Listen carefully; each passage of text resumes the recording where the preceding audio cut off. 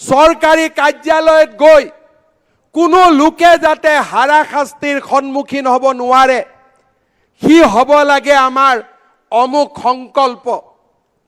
যেতিয়া চৰকাৰী কৰ্মচাৰীয়ে উপঢৌকন লৈ পুলিচৰ ওচৰত হাত থিয় কৰে আৰু সেই কৰ্মচাৰীজন যেতিয়া অসমীয়া হয়, সেই মুহূৰ্তত মই প্ৰাপ্তিৰ আনন্দ অনুভৱ নকৰোঁ।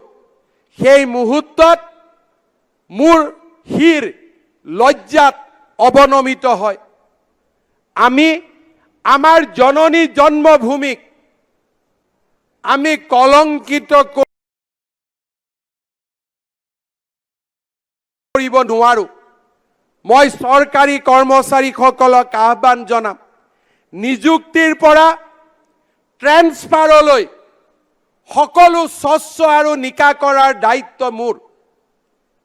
পশ্চিমবংগ চৰকাৰেও দিব নোৱাৰা সুবিধা দিয়াৰ দায়িত্ব আমাৰ। ৰাইজৰ দায়িত্ব, ৰাইজৰ কৰ কাটলেৰে আমি চৰকাৰী কৰ্মচাৰীৰ অভাৱ অভিযোগ নোহোৱা কৰিম। কিন্তু চৰকাৰী কৰ্মচাৰীসকলে এখন দুৰ্নীতি বিৰোধী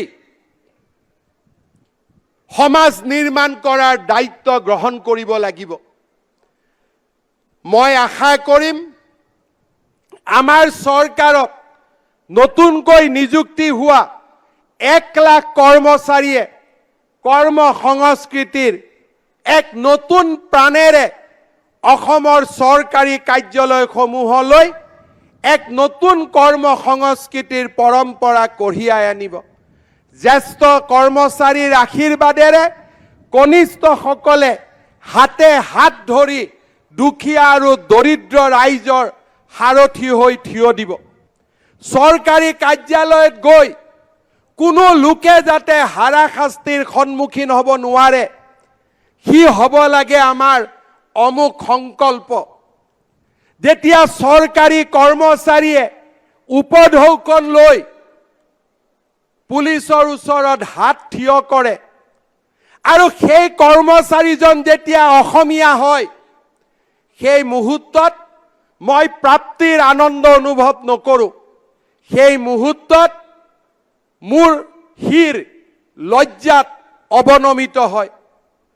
আমি আমাৰ জননী জন্মভূমিক আমি কলংকিত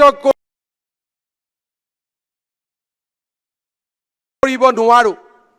মই চৰকাৰী কৰ্মচাৰীসকলক আহ্বান জনাম, নিযুক্তিৰ পৰা ট্ৰেন্সফাৰলৈ সকলো স্বচ্ছ আৰু নিকা কৰাৰ দায়িত্ব মোৰ। পশ্চিমবংগ চৰকাৰেও দিব নোৱাৰা সুবিধা দিয়াৰ দায়িত্ব আমাৰ। ৰাইজৰ দায়িত্ব, ৰাইজৰ কৰ কাটলেৰে আমি চৰকাৰী কৰ্মচাৰীৰ অভাৱ অভিযোগ নোহোৱা কৰিম। কিন্তু চৰকাৰী কৰ্মচাৰীসকলে এখন দুৰ্নীতি বিৰোধী সমাজ নিৰ্মাণ কৰাৰ দায়িত্ব গ্ৰহণ কৰিব লাগিব। মই আশা কৰিম আমাৰ চৰকাৰক নতুনকৈ নিযুক্তি হোৱা 1 লাখ কৰ্মচাৰীয়ে কৰ্ম সংস্কৃতিৰ এক নতুন প্ৰাণেৰে অসমৰ চৰকাৰী কাৰ্যালয়সমূহলৈ এক নতুন কৰ্ম সংস্কৃতিৰ পৰম্পৰা কঢ়িয়াই আনিব। জ্যেষ্ঠ কৰ্মচাৰীৰ আশীৰ্বাদেৰে কনিষ্ঠসকলে হাতে হাত ধৰি দুখীয়া আৰু দৰিদ্ৰ ৰাইজৰ সাৰথি হৈ থিয় দিব। যিকোনো খবৰৰ বাবে যোগাযোগ কৰক আমাৰ এই নম্বৰত 7099017330 আৰু 7099017110।